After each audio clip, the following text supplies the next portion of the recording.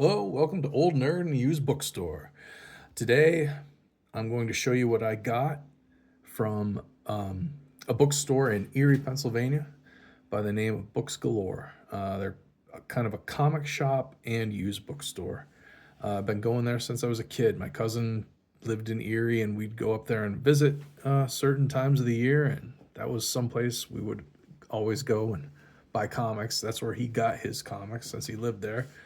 His mom worked in the city downtown Erie, and on her way home from work, she'd stop at the comic shop and would pick up his order and bring it home for him. He had a pretty nice setup as far as being a comic collector back then in the '80s. But place is still there. I don't know how long it's been there. It's been there as long as I can remember, at least since the mid '80s, if not longer. Looks like it's been there longer. It's got two floors. It's divided into sections. Downstairs is the comics and a whole bunch of old books like graphic novels, and then all kinds of other novels downstairs. But upstairs, tucked back in one of the rooms in the corner, this is an old like Victorian style house right along the main drag of Peach Street in Erie, and really cool laid out. But anyway, you go upstairs, and there's several rooms upstairs, like probably were bedrooms at one time, and one of the rooms is the sci-fi and fantasy, and that's where I go. I go right there, and I just look for anything that's interesting. And here's what I got this time. Oh, and we stopped at and got Burger King on the way home from Erie, and the they gave us one extra cup, so I filled that up with Coke and brought it home. So I'm gonna have that now. Take a sip. And then anyway, on with this topic at hand. I'm on a bit of a Conan kick, I guess. I've always loved the Marvel Comics Conan stuff, especially King Conan. I have the entire run of King Conan. I have a good deal of Conan the Barbarian comics, but uh, there's about 300 issues of Marvel uh, Conan the Barbarian. I don't know, probably have 150 of them anyway. But recently, the license for Robert E. Howard material, specifically Conan, went to a publisher called Titan Comics. So they've been putting out Conan comics for the last year or so, and they resurrected the Marvel Savage Sword of Conan title. And this is a trade paperback containing the first three issues of that. Uh, I don't know. I don't have a lot of faith that this will be very good because it's all like modern comic book writers working on it. I'm sure the artists will be fine. Artists are generally really good these days, and the artwork does look good in here. But the writers are modern comic book writers, which I have a hard time liking many of them. So we'll see. But I figured I'd give this a try. It's got to be pretty decent anyway. And if nothing else, if none of it's any good, I can always sell it. But yeah, that was right there when I walked in the door at the store. And then after I went upstairs to the sci-fi fantasy used book section, one of the first things I came across was this Age of Conan Hyborian Adventures book. This is I guess this was a universe that was put out around the time Dark Horse Comics had the license for Conan, which was a while after Marvel let it lapse. I think they let it lapse in the early 2000s, maybe.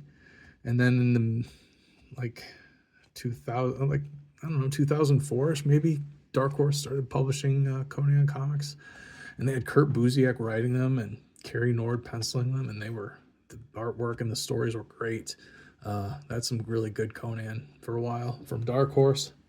But I think this started about the same time. They did a bunch of spin-off novels that were characters that took place in the world of Conan. So this was volume one of a trilogy, Anok, Heretic of Stygia, by J. Stephen York. I've never heard of the writer, but it's got a above average rating on Goodreads.com.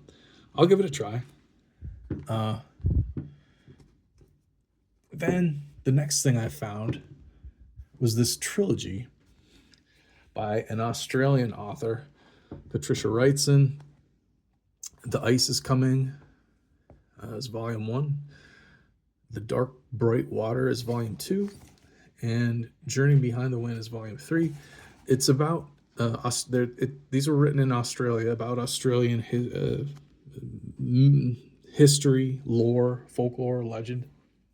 It has to do with the Aboriginal people and ancient gods and whatnot. And it I don't know. All three of them were there, $2 a piece.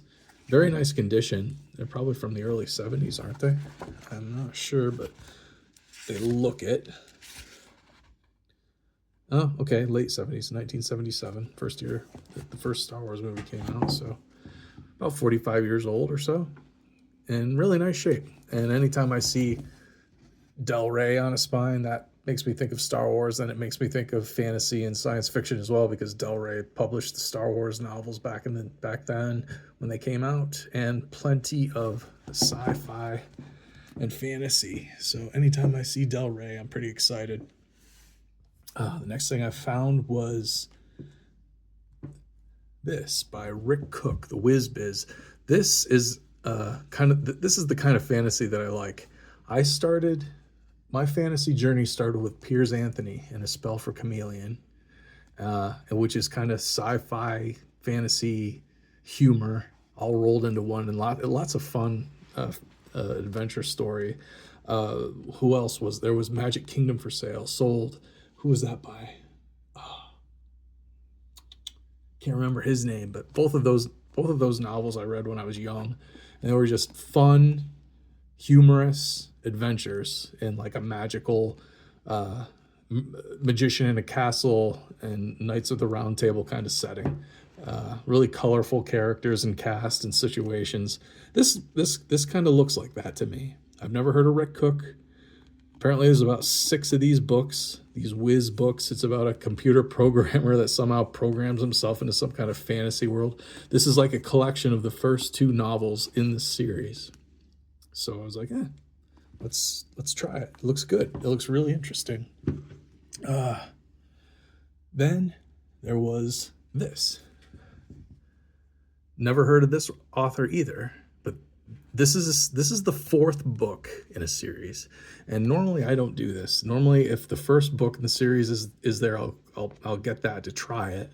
But more often than not, you'll find number 2, 3, 4, so on, because somebody else has the same idea and they've already taken the first book to try it. And so you're left with having to take books, either not take them at all or take books that are further down the line on the story's timeline. So, but this time I was like, you know what? I like the title. I like this cover. And even though this is part 4 in a series, it's the last one. I'm like, what the heck? This looks cool. It's about being able to jump through some sort of gate back in medieval Scotland. In the top of a castle, this character, he's the king maybe, and he's able to jump through this gate, and it takes him to Lucifer's land or something like that. And it sounds like a lot of fun. So I'm gonna try that. I'm gonna read the fourth one in the series, see what happens. And then finally, an old friend of the family. This is the 3rd in Fred Saberhagen's Dracula series. Recently, if you remember the last video that I went to the used bookstore sale, I picked up the first one. The first one is called the Dracula Tapes.